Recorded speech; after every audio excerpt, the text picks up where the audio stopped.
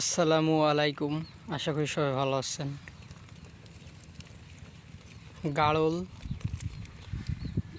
সঠিকভাবে মাঠে নিয়ে আনতে হবে, কারণ গাড়ল যদি সঠিকভাবে সময় মধ্যে না নিয়ে আনেন, ওরা কিন্তু বাসায় অনেক ডাকাডাকি করে এবং আপনার গাড়ল কটা সঠিক নিয়মে 9:30টার পরেই চেষ্টা করবেন মাঠে গাড়ল নিয়ে আনার, কারণ ওদের খিদে লেগে যায়। যতই আপনি রাত্রে এবং বিকেলে খাবার দেন না কেন, পেট ভরা থাক, কিন্তু সারা রাত্রের পর সকাল হলে কিন্তু আপনার ডাকাডাকি করবে। একটু বেলা হয়ে গেলেই কিন্তু গাড়ল ডাকাডাকি করে। অনেকেই বলে গাড়ল ডাকাডাকি করে না, চুপ মেরে বসে থাকে, মুখ এক পালের ভিতর দিয়ে বসে থাকে, ডাকাডাকি করে না গাড়ল। এইটা আমি বলবো মিথ্যে কথা।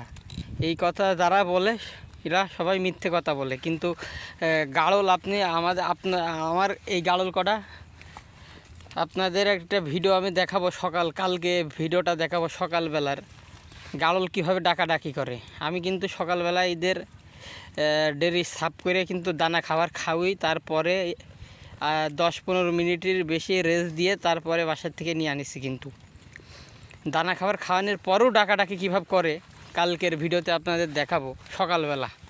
অনেকে পরে গাড়ল ডাকাডাকি করে না, এই জন্যে আপনাদের কালকের ভিডিওটা দেখাবো গাড়ল ডাকাডাকি করে কি না। কারণ অনেকেই মিথ্যে কথা বলে ভিডিওর ভিউ কমানোর জন্য, সঠিক কথা কেউ বলে না।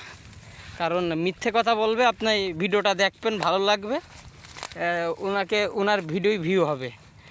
কারণ সত্যি কথা বলে ভিডিও মানুষ খুব কম করে। যে ইউটিউবে দেখান হাজার হাজার ভিডিও আছে, আপনার সব কিছু ভিডিওর ভিতরে সঠিক কথা বলা আছে, কিছু ভিডিওই ভুল তথ্য দেওয়া আছে। আপনি সুন্দরভাবে দেখলে বুঝতে পারবেন। আর গাড়ল যদি আপনার না থাকে তাহলে আপনি বুঝতে পারবেন না, কারণ খালি শুধু ভিডিও দেখে আপনার অভিজ্ঞতা হবে না। আপনার পাশাপাশি গাড়ল থাকতে হবে, তাহলেই আপনার অভিজ্ঞতাটা হবে। অনেকেই অনেক কথা বলে থাকে ভিউ কমানোর জন্য।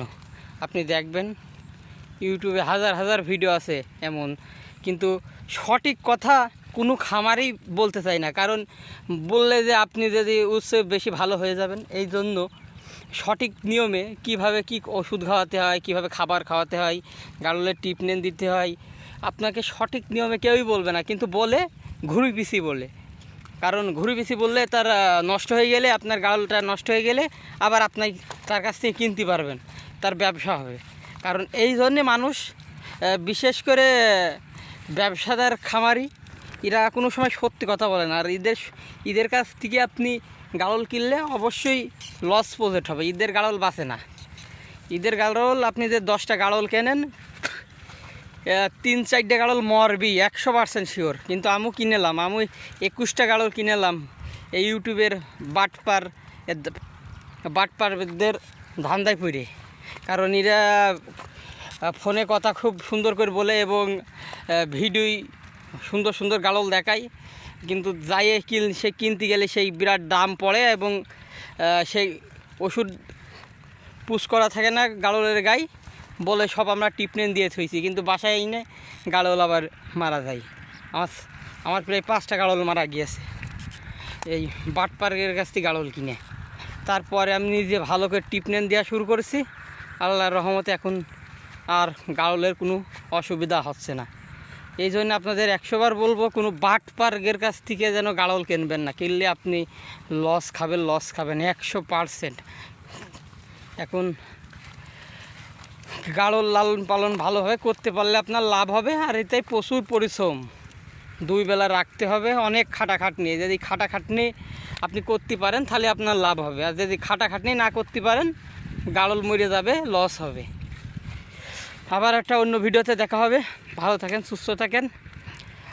আসসালামু আলাইকুম।